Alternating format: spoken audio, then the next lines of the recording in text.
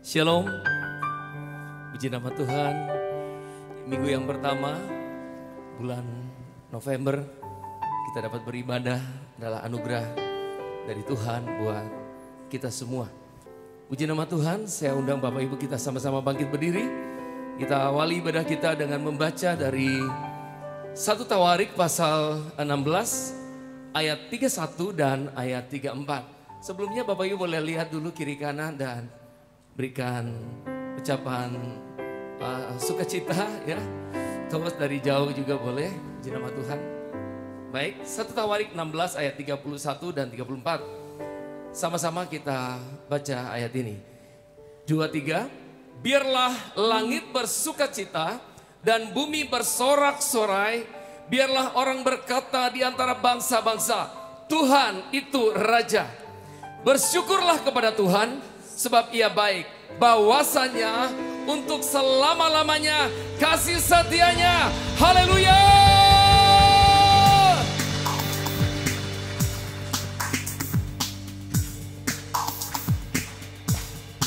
Kita sambil bertepuk tangan.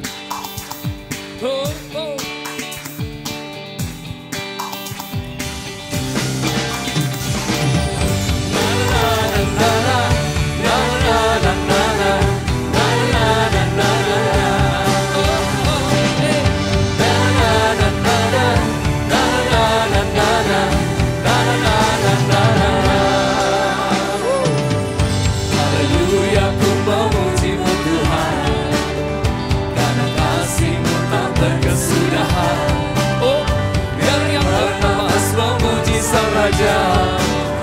Di atas gunung dan di dalam samudra, tanganku ku angkat padamu, mensyukuri rahmat yang kau beri.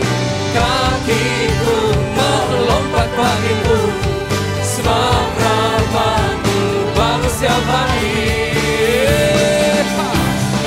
Bersyukurlah kepada Tuhan, sebab Ia baik, sebab Ia baik, bahwasanya untuk selamanya kasih setianya, kasih setianya.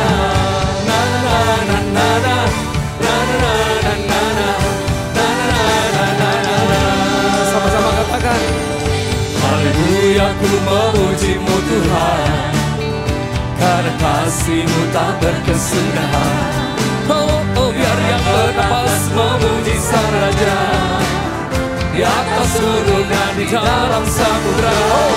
Tanganku ku angkat padamu, mensyukuri rahmat yang kau beri.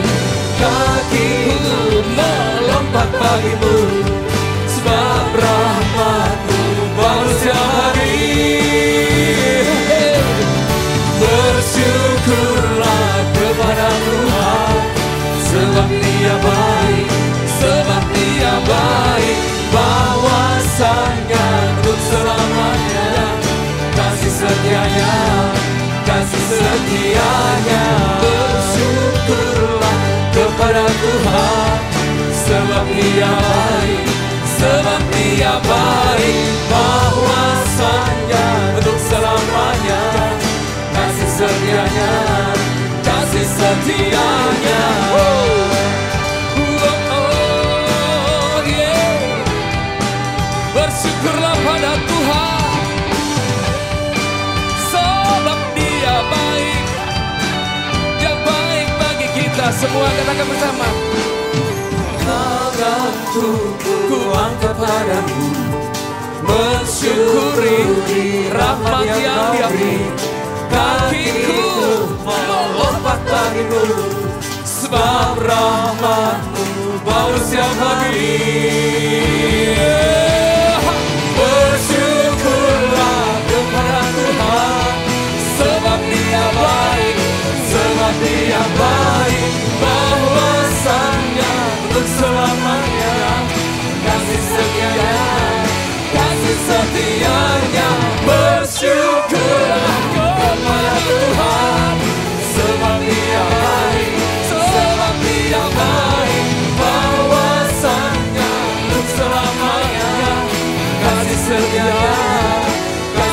setianya. Na na na na na na na na na na na na na na na. Oh yeah. Na na na na na na na na na na na na na na na. Oh yeah. Haleluya. Terima kasih Tuhan. Itu yang Engkau inginkan dari setiap kami. Hidup dengan penuh ucapan syukur. Apapun keadaan kami. Tapi di saat kami mengucap syukur dalam segala hal. Itulah kekuatan kami. Terima kasih Bapa. Berkati jemaat-Mu saat kami beribadah pagi sore hari ini. Dalam nama Yesus, haleluya. Mari silakan duduk dalam hadirat Tuhan.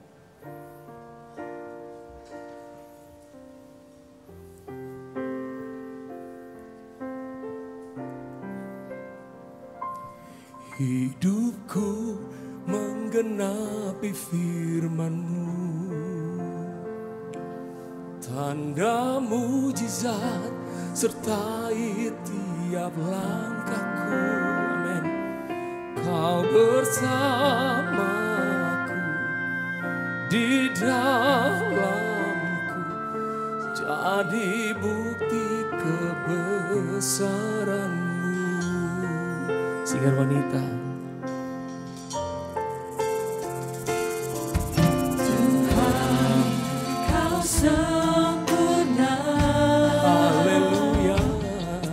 Dalam rencana-Mu dan karya-Mu. Amin. Ku serahkan hidupku, murnikan dengan Roh-Mu. Mari bersama-sama dengan Tuhan. Tuhan, Kau sempurna dalam rencana-Mu dan karya-Mu. Ku serahkan hidupku, murnikan dengan Roh-Mu. Hidupku menggenapi firman-Mu, tanda mujizat sertai tiap langkahku. Kau bersamaku, di dalamku, jadi bukti kebesaran-Mu. Sekali kita naikkan pujian bersama. Tuhan, Kau sempurna dalam rencana-Mu dan karya-Mu. Ku serahkan hidupku, murnikan dengan Roh-Mu. Hidupku menggenapi firman-Mu. Amin. Oh, tanda mujizat sertai tiap langkahku. Kau bersamaku, di dalamku, jadi bukti kebesaran. Oh Tuhan, hidupku menggenapi firman. Boleh saja jemaat sambil bangkit berdiri. Tanda mujizat sertai tiap langkahku. Kau bersamaku, di dalamku, jadi bukti kebesaran-Mu. Hidupku menggenapi firman-Mu. Terpujilah Tuhan. Tanda mujizat sertai tiap langkahku. Amin. Kau bersamaku, di dalamku, jadi bukti kebesaran. Mari jemaat saja naikkan pujian ini, katakan hidupku. Hidupku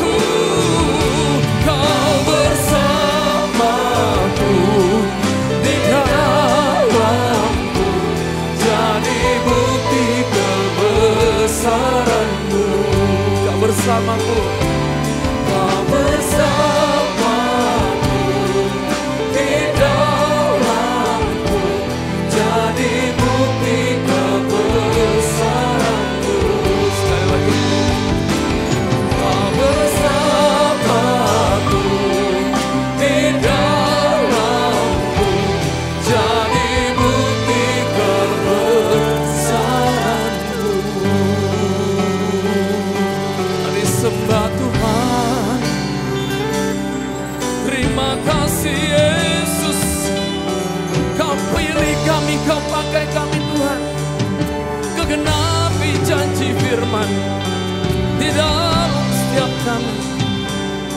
Terima kasih. Haleluya. Sesungguhnya siapakah kami ini Tuhan, sehingga Kau pilih kami. Kami tidak ada apa-apanya Tuhan. Kami masih melakukan dosa Tuhan, baik dengan pikiran kami, perkataan kami, bahkan perbuatan kami. Tapi Engkau mengasihi kami Tuhan. Engkau membela kami dengan kuasa darah Yesus. Engkau tetapkan kami, Engkau menyelamatkan kami karena kasih-Mu yang berkelimpahan bagi kami. Terima kasih Tuhan. Bahkan Kau rela mati bagi kami. Engkau dicercah, Engkau dihina, Engkau disiksa, tubuh-Mu dihancurkan karena kami. Oh Yesus, terpujilah nama-Mu Tuhan, dimuliakan nama-Mu Tuhan, ditinggikan. Haleluya. Yesus, jamah setiap pribadi yang hadir, jemaat yang hadir Tuhan, bahkan setiap kami boleh merasakan hadirat-Mu Tuhan. Kami yakin kami tidak pernah sendirian, sebab penyertaan-Mu sempurna bagi kami Tuhan. Haleluya. Haleluya. Kiralah Bapa, sekiaralah Bapa. Terima kasih buat pengorbanan-Mu bagi kami. Karena begitu besar kasih Allah akan dunia ini, sehingga Ia mengaruniakan anaknya yang tunggal, itu Yesus Kristus Tuhan, agar setiap kita yang percaya kepadanya tidak akan binasa, melainkan beroleh hidup yang kekal. Percaya saudara, dan terima itu menjadi jaminan kehidupan kita. Haleluya Yesus.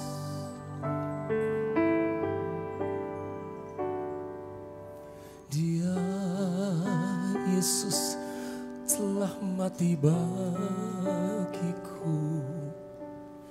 Dia Tuhan selamatkan jiwaku. Bagi Dia pujianku tak dapat ku balas kasih-Nya. Dia angkatku jadi anak-Nya, damai di dalam hidupku. Amin. Bagi Dia sembahku, hanya Dia segalanya bagiku. Oh Yesus, bagi Dia segala pujian, hormat serta syukur, kekal selamanya. Bagi Dia segala pujian, hormat serta syukur selama-lamanya. Bagi Dia segala pujian, hormat serta syukur, kekal selamanya. Bagi Dia segala pujian, hormat serta syukur selama-lamanya.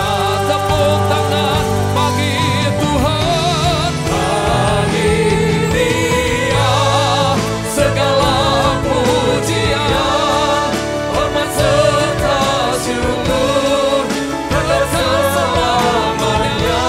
Bagi Dia segala pujian, hormat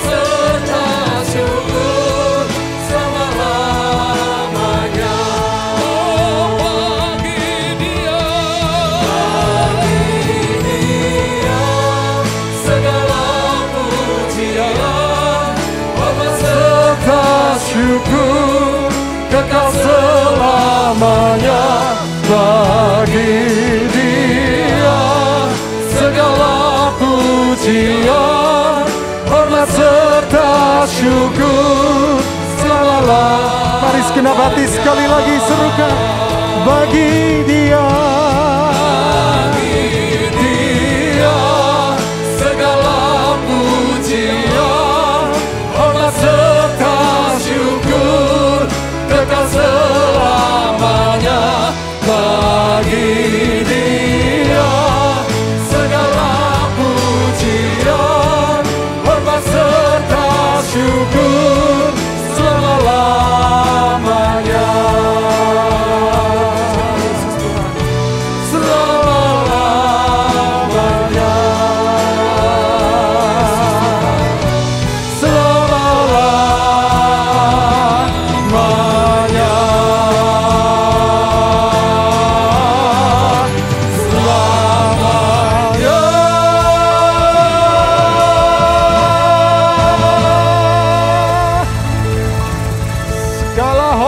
Segala pujian, segala kemuliaan, kejayaan hanya bagi Dia.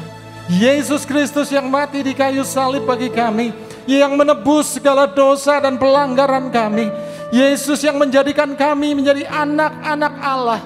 Yesus yang mengadopsi kami menjadi bagian dari kerajaan Allah. Terima kasih untuk pengorbanan-Mu Tuhan. Dan sore hari ini kami bersama-sama di tempat ini beribadah kepada-Mu. Dan juga kembali kami akan mengingat kembali akan pengorbanan-Mu di kayu salib bagi kami. Tubuh dan darah-Mu yang sudah Kau serahkan dengan rela untuk menebus setiap kami Tuhan. Oleh sebab itu pada malam hari ini kami mau bersama-sama mengingat kembali pengorbanan-Mu dan mempersekutukan kembali, mengkomitmenkan hidup kami kembali, dipersekutukan dengan Yesus Kristus Sang Penebus hidup kami. Terima kasih Tuhan. Kami mau persiapkan hidup kami, persiapkan hati kami sepenuhnya untuk perjamuan kudus pada malam hari ini. Mari persiapkan perjamuan kudus saudara. Yang ada di tangan kita adalah tubuh dan darah Kristus. Lambang kasih yang terbesar, yang memindahkan kita dari kebinasaan kepada kehidupan yang kekal. Kita percaya dan kita mengakui ini. Sungguh Kristus sudah ada dalam hidup kita. Kita di dalam Dia. Oleh sebab itu sebelum kita mengangkat roti dan cawan di hadapan Tuhan untuk mempersekutukan kembali hidup kita dengan Kristus, Sang Penebus hidup ini. Mari kita akui pengakuan iman rasuli kita bersama-sama di hadapan Tuhan. Inilah bagian kita mempercayai Tuhan sepenuhnya melalui ucapan mulut kita yang keluar dari hati kita. Mari bersama-sama ucapkan pengakuan iman rasuli ini. Aku percaya kepada Allah, Bapa yang Maha Kuasa, Khalik langit dan bumi, dan kepada Yesus Kristus, anaknya yang tunggal Tuhan kita, yang dikandung dari Roh Kudus, lahir dari anak darah Maria, yang menderita sengsara di bawah pemerintahan Pontius Pilatus, disalibkan, mati dan dikuburkan, turun ke dalam kerajaan maut.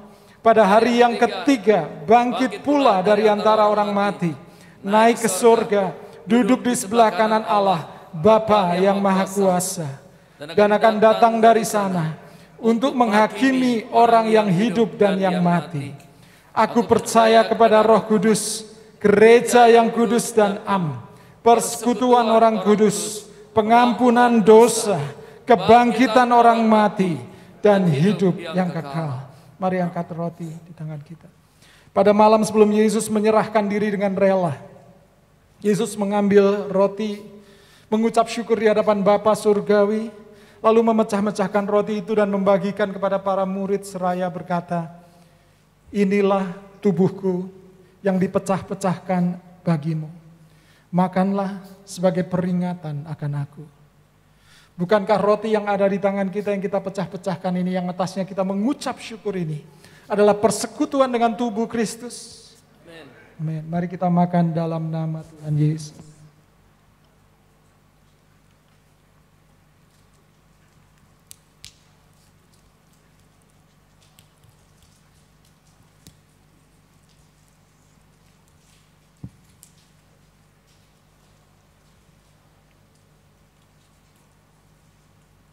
Mari angkat cawan kita di hadapan Tuhan.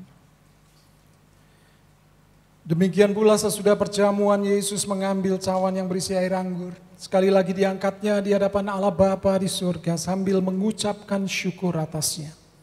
Lalu membagi-bagikan cawan itu kepada para murid seraya berkata, "Inilah darahku, darah perjanjian baru dan kekal, yang ditumpahkan bagimu dan bagi semua orang demi pengampunan dosa. Minumlah sebagai peringatan akan aku." Bukankah cawan yang atasnya kita mengucapkan syukur ini adalah persekutuan dengan darah Kristus? Amin. Mari kita minum di dalam nama Yesus.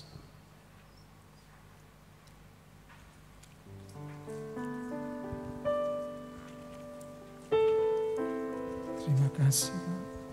Melalui korban tubuh dan darah-Mu Tuhan, Kau menebus kami. Kau memiliki kami sepenuhnya. Ini saatnya kami mengangkat tangan, mengangkat hati kami di hadapan Tuhan. Memuliakan Engkau, meninggikan Engkau, menyembah Engkau. Mari angkat tangan sekali lagi dan serukan. Bagi Dia segala pujian, hormat serta syukur, kekal selamanya. Segenap hati kami, sepenuh kesadaran kami, bahwa hidup kami adalah hidup yang ditebus, hidup yang dimuliakan oleh kematian Kristus sendiri. Oleh sebab itu kami mengangkat tangan dan memuliakan Engkau.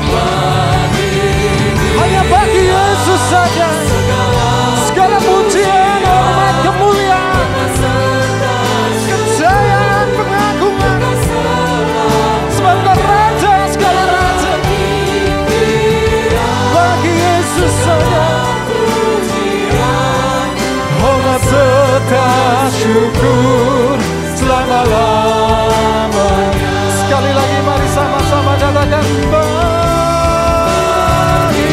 Dia segala pujian, hormat serta syukur, kekal selamanya. Bagi Dia segala pujian, hormat serta syukur selama-lamanya. Selama-lamanya, selamanya, selama-lamanya. Dan sorak-sorai tepuk tangan kami naikkan kepadamu Tuhan. Engkau layak terima pujian, sembah, kekaguman kami. Tuhan yang penuh kasih, Tuhan yang penuh belas kasih. Terima kasih Tuhan. Kami menjadi seperti kami ada hari ini. Kami menjadi berharga oleh karena Tuhan yang membuatnya. Terima kasih untuk segala anugerah besar yang sudah kami terima. Terima kasih untuk tubuh dan darah-Mu yang Kau curahkan bagi kami. Terima kasih untuk memindahkan kami dari gelap menuju terang-Mu yang ajaib. Terima kasih untuk memberikan keselamatan kepada setiap kami. Terima kasih Tuhan Yesus. Dan kami mengucap syukur kami boleh menjadi umat-Mu, menjadi anak-anak-Mu, dan kami boleh menyembah pada sore hari ini. Kami boleh memuji Tuhan, kami boleh menikmati kebersamaan kami. Kami sebentar juga akan mendengar kebenaran firman-Mu, urapi setiap kami. Dan biarlah hati-Mu, isi hati-Mu boleh tersampaikan kepada setiap kami Tuhan. Dalam nama Tuhan Yesus Kristus. Mari sama-sama katakan. Amin. Amin. Silakan duduk saudaraku, Bapak Ibu saudaraku semua. Shalom, apa kabar? Haleluya. Saudara yang dikasihi Tuhan, kita masuk ke bulan November hari ini. Dan kita masuk ke visi Tuhan atau tuntunan Tuhan yang baru kepada kita. Kalau bulan lalu kita belajar banyak mengenai hikmat, menerima hikmat. Receiving discernment. Tapi bulan ini November kita berbicara tentang menerima warisan. Receiving legacy, saudara, warisan. Nah, saudaraku yang dikasihi Tuhan, selama bulan November ini kita akan banyak belajar tentang bagaimana menerima warisan. Karena ini minggu pertama mungkin dasarnya dulu bagaimana menerima warisan. Satu kali nanti kita akan mendengar khotbah tentang bagaimana membagikan warisan kepada orang lain. Karena kita semua adalah ahli waris kerajaan Allah. Yang setuju katakan amin. Haleluya, amin. Saya tidak akan membahas warisan itu apa dan sebagainya. Saudara tahu kalau kita berbicara mengenai warisan kerajaan Allah, kita tidak hanya berbicara soal masalah yang sempit, harta. Bukan, tapi luas sekali. Dan tidak usah dijelaskan, saudara akan tahu itu. Dan paling besar adalah keselamatan dan sebagainya. Baik, saudaraku, ini kasih Tuhan, saya dibantu dengan PowerPoint. Mari kita melihat di perumpamaan anak yang hilang. Ayatnya panjang, jadi kita semua tahu ceritanya, saya ceritakan saja dengan cepat.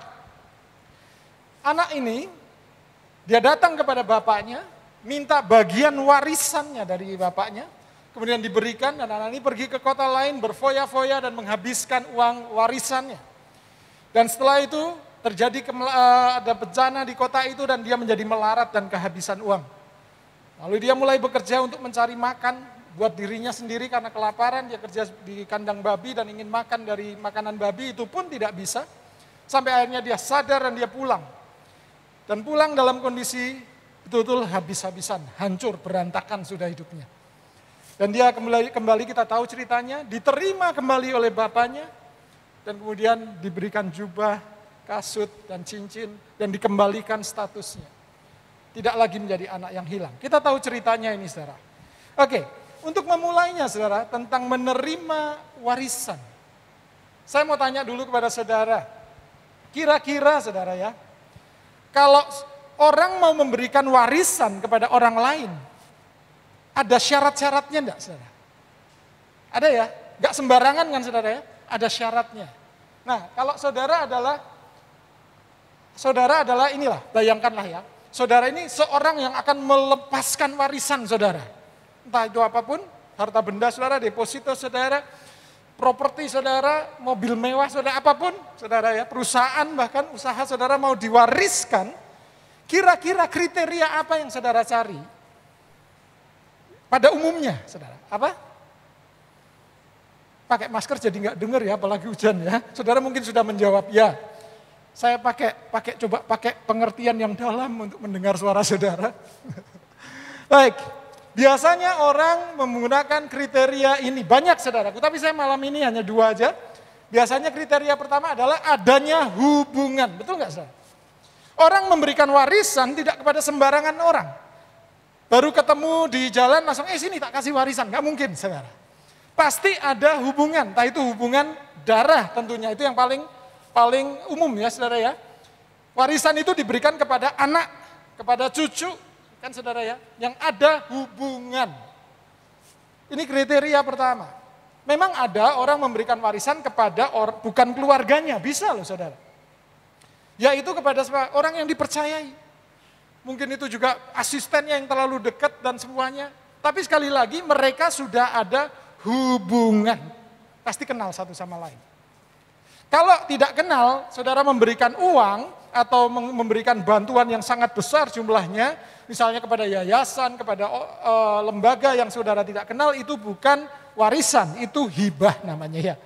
Kalau warisan itu berarti memberikan kepada orang yang kita kenal, yang punya hubungan. Yang kedua, syaratnya adalah, biasanya kita berpikir warisan ini mau tak kasih ke siapa, nggak akan sembarangan orang saudara.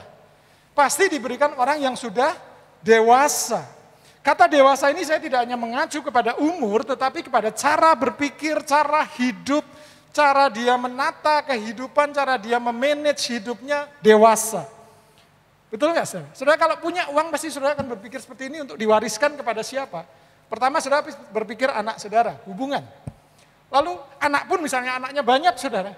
Anak yang mana nih yang paling bisa dipercaya untuk pegang perusahaan, ini hanya dapat rumah ini dan sebagainya. Pasti saudara akan berpikir ke sana tentang kriteria kedewasaan saudara.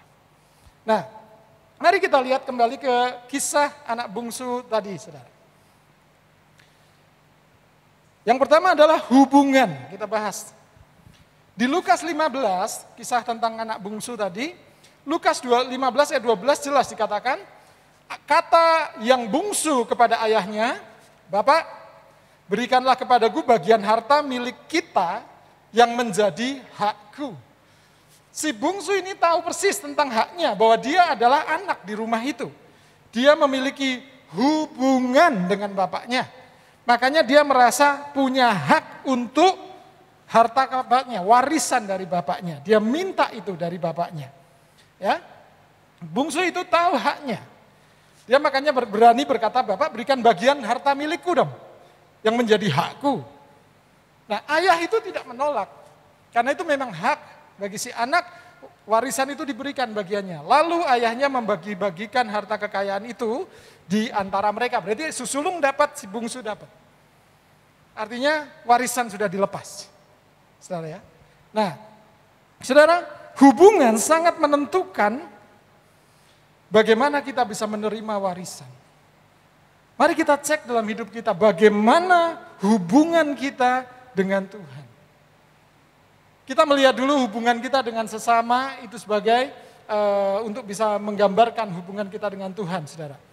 Saudaraku, orang yang paling dekat hubungannya dengan kita adalah orang kalau ngecek gampang, saudara. Kira-kira saudara pikirkan ya, kalau saudara punya persoalan, punya masalah, siapa orang pertama yang saudara telepon untuk dimintai nasihat atau dimintai pendapat? Itu adalah orang terdekat dalam hidup saudara. Orang yang pertama muncul dalam pikiran saudara pada saat saudara punya persoalan, siapa dia? Itu orang yang terdekat. Hubungannya pasti dekat. Karena dalam hubungan itu saudara ya, ada jenjangnya kalau saya boleh bilang. Yang pertama, orang bisa berhubungan itu kalau yang pertama kenal. Betul nggak saudara? Kenal dulu baru bisa berhubungan. Kenal itu langkah paling awal saudara. Berkenalan. Ya, setelah kenal, saudara, kemudian merasa cocok. Biasanya orang kan begitu ya, merasa cocok satu sama lain, klik kalau orang bilang chemistry-nya sama, gitu ya. Yang orang-orang yang kemudian berkumpul itu sesuai biasanya atas kecocokan mereka. Yang berkumpul di mall mewah itu juga sama yang berkumpul di pinggiran juga beda, saudara ya. Nah, saudaraku itu karena merasa cocok dalam kelompok-kelompok itu. Oke. Tetapi kembali lagi, setelah kenal kita akan merasa cocok. Kalau tidak merasa cocok, biasanya orang akan mulai menjaga jarak. Itu aja, tapi kenal. Kan hubungannya biasa saja. Nah, saudara, setelah cocok, biasanya orang akan belajar untuk saling percaya satu sama lain. Itu normal, natural sekali. Untuk saling percaya satu dengan yang lain. Itu jenjang hubungan. Nah, kemudian dalam hal kepercayaan itu akan menimbulkan yang namanya keintiman, saudara. Demikian juga yang menikah pasti melewati fase-fase tersebut. Yang belum menikah ini fasenya nanti saudara akan lewati. Jangan sampai kenalan langsung nikah, saudara ya. Saudara melompat beberapa fase akan menghadapi masalah di masa depan. Kenal dulu, cocok, percaya, baru intim. Itu yang menjadi fase orang membangun hubungan, saudara. Nah, biasanya kalau orang yang hubungannya dekat sekali, itulah orang yang kita hubungi untuk pertama kali pada saat kita ada dalam masa-masa sulit, masa-masa stuck, masa-masa berat kita. Orang itulah yang kita hubungi untuk pertama kali. Itulah orang yang paling dekat dengan kita. Siapa orang yang saudara hubungi? Adalah ini bicara tentang hubungan. Nah, kita biasanya juga memiliki orang yang cocok dan bisa mempercayai orang itu karena orang itu mau memahami persoalan kita tanpa menghakimi perasaan kita.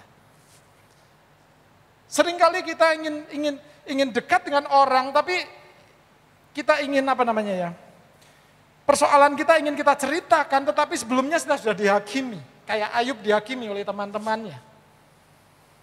Tapi kita akan sangat dekat dengan orang-orang yang tahu persis tentang kita, tahu perasaan kita, memahami persoalan kita, mau punya waktu mendengar persoalan kita, kadang tanpa harus menghakimi perasaan kita.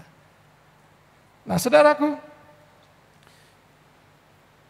kalau orang itu dekat biasanya, hubungannya adalah kita ini mengizinkan orang tersebut masuk dan mengetahui kedalaman hidup kita. Hal yang tersembunyi bagi orang lain tidak tersembunyi bagi dia. Demikian juga sebaliknya. Ini dalam level yang sudah intim, saudara. Nah, saya mau mengajak saudara untuk melihat hubungan kita dengan Tuhan. Di level mana kita? Kenal? Kalau sekedar kenal, kalau suatu kali nih, saudara, orang meninggalkan warisan, tidak akan hanya kepada orang yang sekedar kenal, saudara.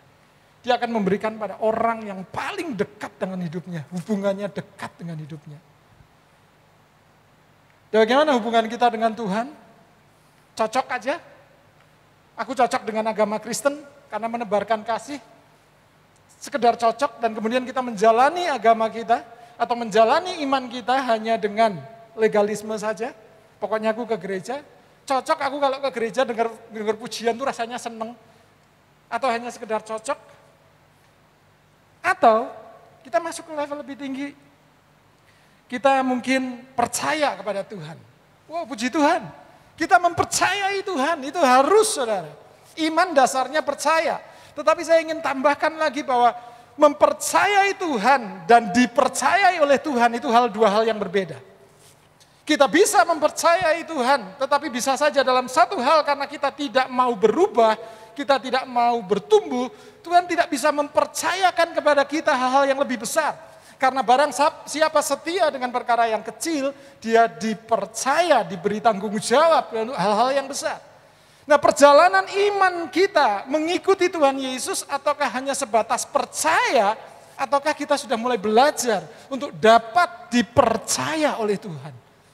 Ini dua hal yang berbeda. Yang bisa menjawab adalah diri kita sendiri di tempat ini, saudara. Atau kita masuk ke level yang tertinggi, intim dengan Tuhan. Segala apa kekuranganku bahkan aku ceritakan kepada Tuhan. Intim itu betul-betul mengenal luar dalam. Dan ini progres, saudara. Pengenalan akan Tuhan harus ada kata-kata membangun hubungan dengan Tuhan. Artinya ada upaya tiap hari untuk mengenal Tuhan lebih dalam.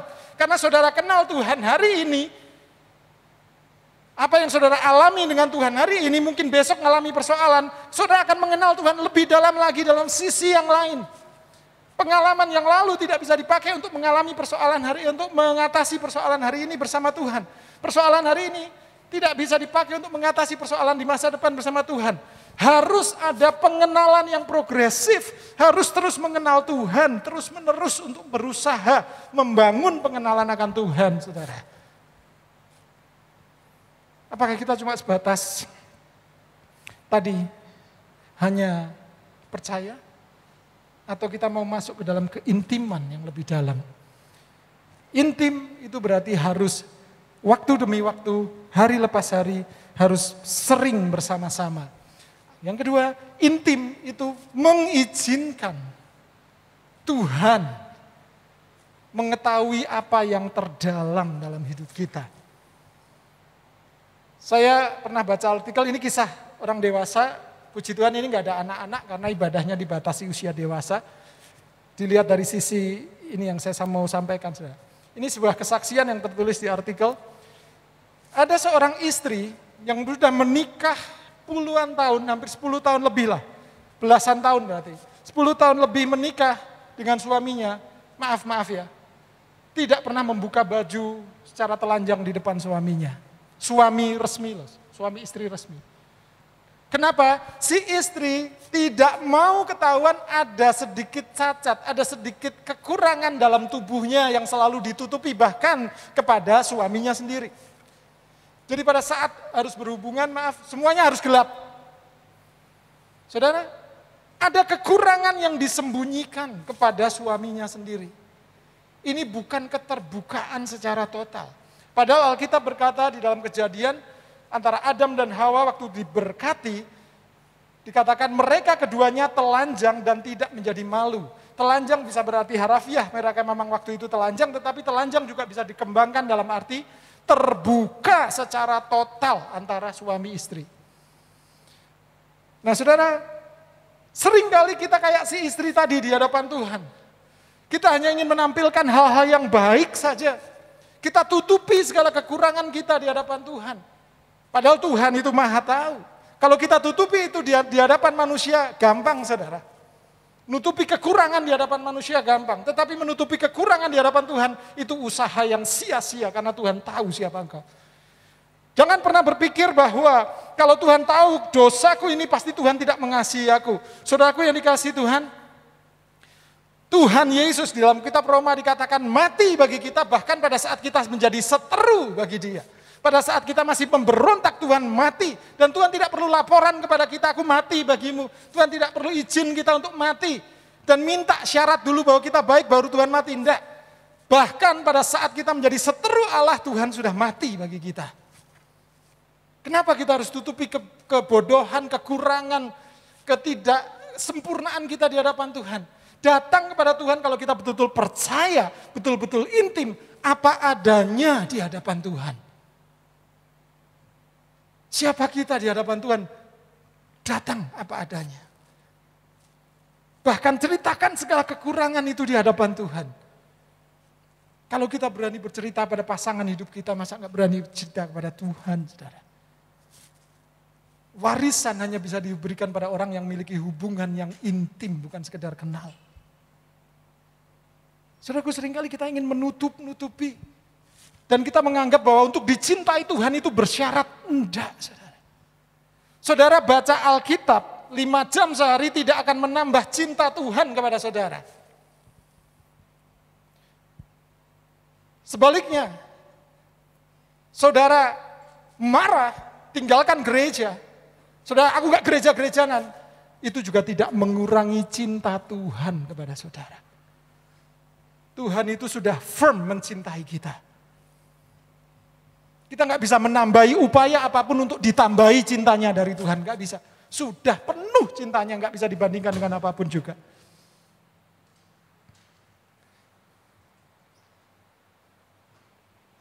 Jadi saudaraku yang dikasihi Tuhan, jangan pernah berpikir dengan usahaku aku akan supaya berkenan dicintai Tuhan. Tuhan tahu masa lalu kita yang buruk. Tuhan tahu kegagalan-kegagalan kita hari ini, kemarin. Tuhan tahu semua. Dan Tuhan tetap mencintai saudara. Kalaupun saudara membaca Alkitab berjam-jam, itu karena saudara mengenal, saudara memiliki kerinduan, saudara pengen dekat dengan yang saudara cintai. Alasannya itu bukan supaya berkenan. Saudara sudah berkenan. Saudara cuma diminta mengekspresikan cinta itu keluar dari hati saudara dengan apa? Baca Alkitab, memuji, menyembah Tuhan, pergi ke gereja atas dasar cinta. Itu baru hubungan, saudara. Kalau kita pergi ke gereja takut supaya kita tidak dihukum. Pergi ke gereja supaya diberkati, tokoku rame, nilaiku bagus. Itu alasannya, saudara. Itu legalistik. Hubungan kita adalah hubungan legalistik. Tawar-menawar, hubungan timbal balik, siapa nguntungin. Aku dapat apa, Tuhan dapat apa. Tetapi kalau kita datang ke gereja karena cinta, membawa persembahan karena cinta, berdoa karena cinta, baca Alkitab karena cinta, itu hubungan, saudara. Yang pertama hubungan, syarat untuk kita bisa menerima warisan. Nah saudaraku, kisah tadi kembali ke kisah Lukas 15, anak itu punya hak. Tapi ternyata dia belum memiliki kedewasaan. Buktinya apa? Di sini saya. Yang kedua syaratnya selain punya hubungan, dia dewasa. Lukas 15 ayat 14 dikatakan, setelah dihabiskannya semuanya, timbullah bencana kelaparan di negeri itu dan ia pun mulai melarat. Artinya apa? Kepercayaan, warisan yang sudah diberikan tidak bisa dikelola oleh orang-orang yang belum dewasa, akibatnya menimbulkan kesengsaraan. Saudaraku, perlu orang yang dewasa untuk bisa menerima warisan dari Tuhan.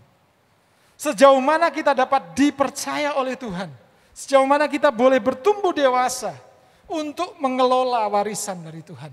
Itu juga menentukan warisan itu turun kepada kita atau tidak, saudara. Saudaraku yang dikasihi Tuhan, anak bungsu ini belum cukup dewasa dalam mengelola warisan itu. Tanyakan kepada kita, kalau saja Tuhan mempercayakan sesuatu dalam hidupku, mampukah aku lakukan?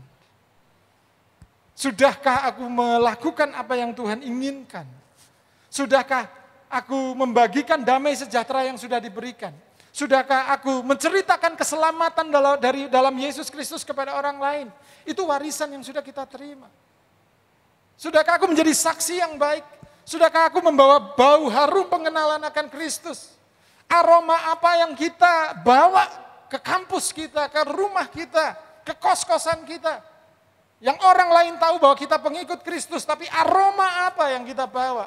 Apakah kita bisa dipercaya, apakah kita sudah cukup dewasa untuk menebarkan aroma bau harum pengenalan akan Kristus? Ataukah kita mempermalukan? Saudaraku yang dikasihi Tuhan, orang dewasa, dalam tradisi Yahudi dulu, di Galatia 4, saya akan bacakan bagi saudara dengan cepat ya. Galatia 4 ayat 1 sampai dengan yang ke-7, saya bacakan yang pertama, bacakan bagi saudara dengan cepat.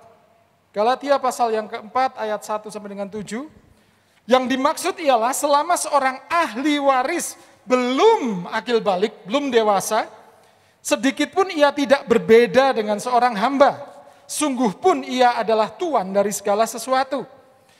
Tetapi ia berada di bawah perwalian dan pengawasan sampai pada saat yang telah ditentukan oleh bapaknya. Jadi bapaknya menunggu pada saat dia diperwalikan kepada orang, pada budak, untuk menangani kebun, menangani keuangan, dia sedang belajar untuk dewasa. Setelah dia dinyatakan lulus oleh bapaknya, dia diangkat betul-betul menjadi ahli waris, seorang anak. Sebelumnya dia tidak ada ubahnya sebagai hamba. Demikian pula kita. Ini arti rohaninya Rasul Paulus ingin membukakan. Selama kita belum akil balik secara rohani tentunya saudara, kita takluk juga kepada roh-roh dunia. Tanda ketidakdewasaan adalah pada saat kita takluk kepada godaan dunia. Pada saat kita masih terikat dengan situs porno, kita masih terikat dengan hal-hal yang buruk, kita masih tahu bahwa itu Tuhan tidak suka, tapi kita terikat di sana, kita masih belum akil balik, belum dewasa, saudara. Nah, kita masih terikat takluk kepada roh-roh dunia. Tetapi setelah genap waktunya, maka Allah mengutus anaknya yang lahir dari seorang perempuan dan takluk kepada hukum Taurat. Ia diutus untuk menebus mereka yang takluk kepada hukum Taurat supaya kita diterima menjadi anak.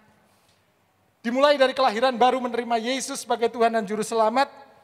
Dan kemudian Roh Kudus memenuhi kita, ayat 6, dan karena kamu adalah anak, maka Allah telah menyuruh roh anaknya ke dalam hati kita yang berseru, ya Aba, ya Bapa. Jadi kamu bukan lagi hamba, melainkan anak. Jikalau kamu anak, maka kamu juga adalah ahli-ahli waris oleh Allah. Jadi ada kedewasaan rohani yang Tuhan minta. Supaya kita tidak terus menjadi hamba, tapi diminta untuk menjadi anak yang berhak menjadi ahli waris. Anak bungsu ini, dia di bawah perwalian, namanya persoalan, masalah hidup. Yaitu pada saat dia salah kelola di negeri orang, di kota orang, dia akhirnya mengalami persoalan dan itu menjadi guru yang baik bagi hidupnya. Dia kemudian berubah. Dia pulang kepada bapaknya dan dia mulai menjadi dewasa. Dikembalikan lagi haknya, jubah, kasut, cincin. Dia kembali menjadi anak. Dia tidak lagi hilang menjadi budak dunia, takluk pada roh dunia. Dia kembali ke rumah bapaknya dan dipulihkan statusnya sebagai anak kembali. Saudaraku yang dikasihi Tuhan, belajar dari apa yang ada di dunia secara logika, bahwa warisan hanya diberikan kepada anak, warisan hanya diberikan kepada orang yang memiliki hubungan yang dekat, dan diberikan kepada orang yang dewasa. Sejauh mana kita dapat dipercaya oleh Tuhan menentukan kedewasaan hidup kita. Jika hari ini kita seperti anak bungsu tadi, sedang ada di luar, sedang mengalami persoalan hidup, jawaban yang paling tepat adalah pulang.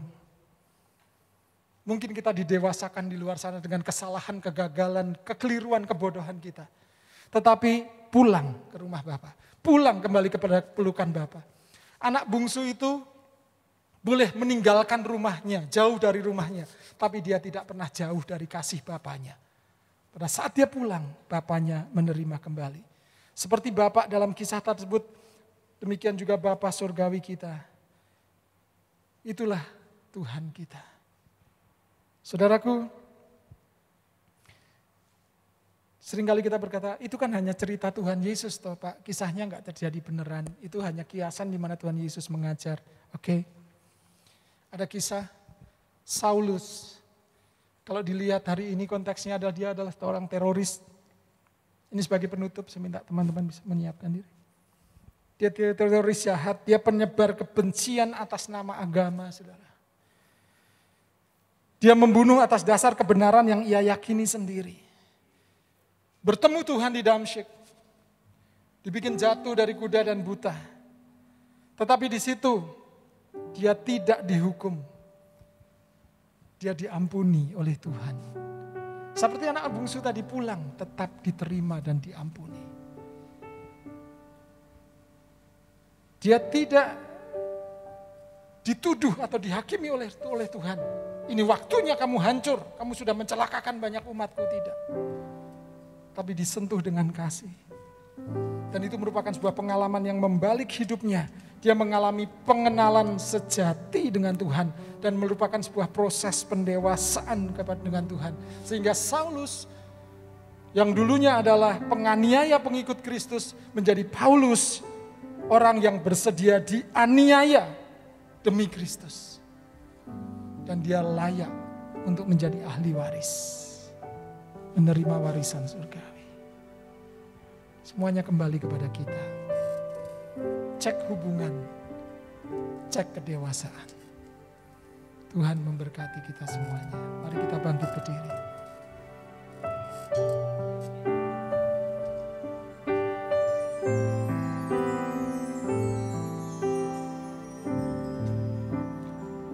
Seperti Bapa sayang anaknya, demikianlah Engkau mengasihiku. Kau jadikan biji matamu, Kau berikan semua yang ada padamu. Seperti Bapa sayang anaknya, Demikianlah Kau menuntun langkahmu.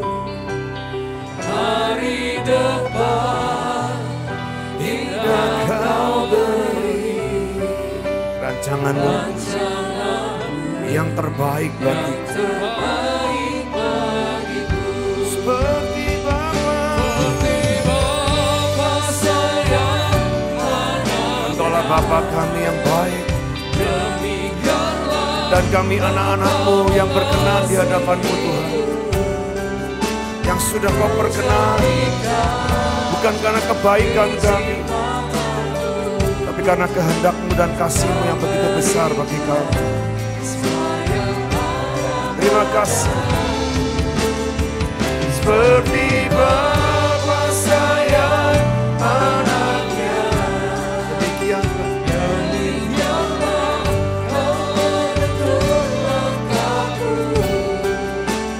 hari depan tidak Kau beri rancangan-Mu yang terbaik bagiku. Hari depan indah Kau beri. Hari depan mari katakan dengan iman, saudara. Hari depan indah Kau beri. Sekali lagi, hari depan indah Kau beri rancangan-Mu yang terbaik bagiku. Haleluya. Kami percaya Kau sediakan bagi kami Tuhan masa depan yang sungguh indah, masa depan yang penuh harapan, masa depan yang penuh kelimpahan, masa depan yang indah bersamamu. Kami percaya, kami percaya. Haleluya. Dan kami percaya Tuhan, warisan masa depan kami adalah sesuatu yang sudah Engkau sediakan bagi kami. Masa depan yang penuh pengharapan itu. Terima kasih karena kami adalah orang-orang yang diperkenan Tuhan, dipilih, dipanggil oleh Tuhan. Bahkan kami diurapi oleh Tuhan. Bukan karena kesalahan kami, bukan karena kebaikan kami.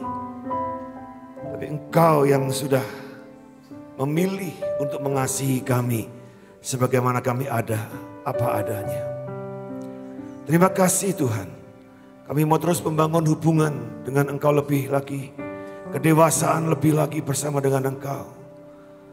Dan hubungan yang kami bangun dengan Engkau Tuhan, kami tahu sekali lagi bukan karena kebaikan kami, tapi karena Engkau. Engkau yang mau mendatangi kami, Engkau yang mau menyatakan dirimu, Engkau yang mau mati bagi kami. Engkau yang sudah bangkit bagi kami. Bahkan Engkau yang sudah memberikan roh-Mu bagi kami. Semua pekerjaan-Mu itu membuktikan bahwa Engkau Tuhan yang selalu ingin membangun hubungan dekat dengan kami. Dan hubungan yang Kau bangun dengan kami tidak akan pernah tersia-siakan. Terima kasih Tuhan Yesus. Dan biarlah mata kami terus memandang-Mu, sehingga kami semakin menjadi serupa dengan Engkau. Sebagai pribadi yang sungguh dewasa di dalam Tuhan. Engkau adalah pribadi yang menjadi teladan kami Tuhan. Terima kasih, biarlah mata kami terus memandang Engkau. Terima kasih buat firman-Mu. Terima kasih buat setiap warisan rohani yang sudah Engkau sediakan. Dan sebentar kami mau bawa persembahan kami. Mari saudara angkat persembahan saudara. Kita akan berdoa buat persembahan kita masing-masing.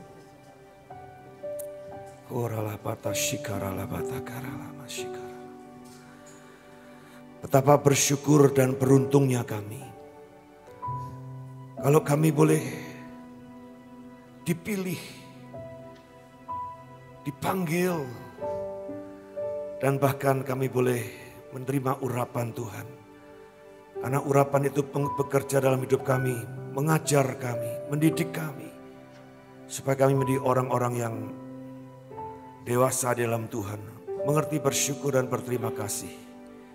Kalau sebentar kami mau bawa persembahan ini Tuhan, kami mau bawa dengan penuh sukacita. Karena kami tahu kami adalah orang-orang yang sudah diberkati Tuhan. Dan akan terus diberkati Tuhan sampai semua rencana Tuhan digenapkan atas hidup kami. Kami bawa persembahan ini hanya dengan hati yang sepenuhnya Tuhan. Persembahan yang mungkin secara nilai tidak seberapa. Tapi kami bawa dengan hati kami. Kami taruh dengan hati kami yang percaya, yang mengasihi Engkau Tuhan. Sehingga kami percaya semua yang menjadi pemberian ini menjadi sesuatu yang akan berguna buat pekerjaan-Mu dan bagi kerajaan-Mu di muka bumi. Terima kasih buat roti. Berkat roti untuk kami bisa makan dan nikmati. Tapi juga berkat benih untuk kami bisa tabur. Supaya di antara kami tidak ada satupun yang kekurangan. Terima kasih Tuhan Yesus. Terima kasih. Kami berdoa dan mengucap syukur di dalam nama Tuhan Yesus Kristus. Haleluya. Mari berikan tepuk tangan saudara-saudara yang meriah buat Tuhan. Haleluya. Kaulah segalanya di dalam hidupku. Kerajaan dan kebenaran-Mu, itulah bagianku, bagian kami sebagai orang yang percaya, anak-anak-Mu. Kaulah yang kupandang, hanya Yesus, hanya Engkau Tuhan. Kami mau mengasihi-Mu, memuliakan. Mari sekali lagi.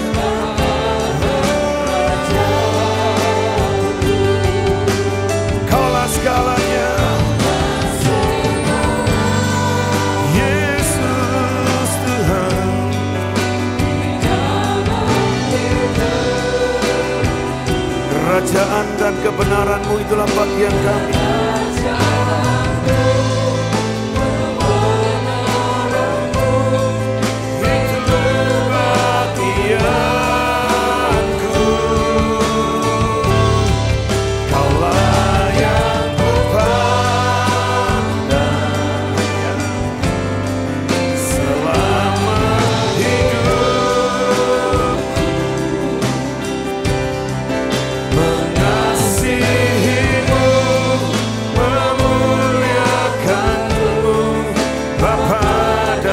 Rajaku mengasihi, memuliakan-Mu,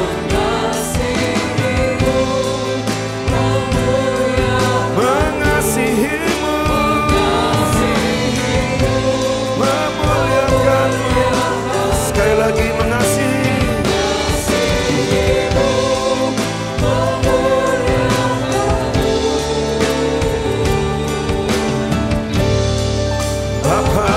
Dan Rajaku,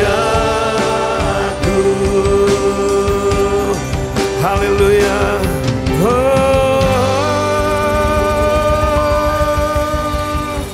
Sungguh kami orang-orang yang diberkati Tuhan, karena kami adalah anak-anak dan putra-putri kerajaan-Mu Tuhan. Sehingga kebenaran-Mu menjadi bagian yang akan terus mengalir di tengah-tengah hidup kami, seperti aliran-aliran air kehidupan yang terus mengalir sampai kepada kesudahannya. Terima kasih Tuhan. Sebentar kami mau tinggalkan tempat ini, kami kembali ke rumah dan ke aktivitas kami masing-masing. Kami percaya Roh Kudus terus menuntun kami dan mengajari kami jalan-jalan Tuhan lebih lagi. Sehingga di masa-masa yang mungkin hari-hari ini sedang banyak orang mengalami kesulitan, terang Tuhan semakin bersinar di tengah-tengah kami.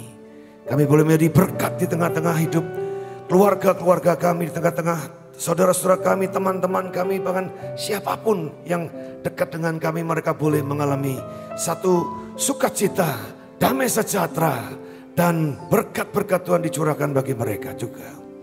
Terima kasih. Dan sebelum pulang kami mau bersama-sama berdoa seperti Tuhan mengajarkan kami berdoa. Bapa kami yang ada di sorga, dikuduskanlah nama-Mu. Datanglah kerajaan-Mu, jadilah kehendak-Mu di bumi seperti di sorga. Berikanlah kami pada hari ini makanan kami yang secukupnya. Dan ampunilah kami akan kesalahan kami, seperti kami juga mengampuni orang yang bersalah kepada kami. Dan jangan bawa kami ke dalam pencobaan, tetapi lepaskanlah kami daripada yang jahat. Karena Engkau-lah yang punya kerajaan dan kuasa dan kemuliaan sampai selama-lamanya. Mari tepuk tangan yang luar biasa buat Tuhan kita. Sekali lagi, terima kasih Tuhan. Tangan kami terbuka saat ini ke surga. Dan biarlah Engkau pulang saat ini dengan berkat yang daripada Bapa, Putra dan Roh Kudus. Berkat yang penuh, utuh, melimpah, bahkan sempurna turun atas hidupmu. Biarlah rumah tanggamu diberkati, pernikahanmu diberkati, studimu diberkati, masa depanmu diberkati, dan apa yang kau buat dengan tanganmu Tuhan jadikan kau berhasil. Dan apa saja yang menjadi rencana Tuhan juga akan berhasil dalam hidupmu. Sehingga kemanapun kau pergi, Tuhan menyertai engkau, melindungi engkau, membela perkara, membuka jalan bagimu. Sehingga tidak ada kata buntu bagi hidupmu.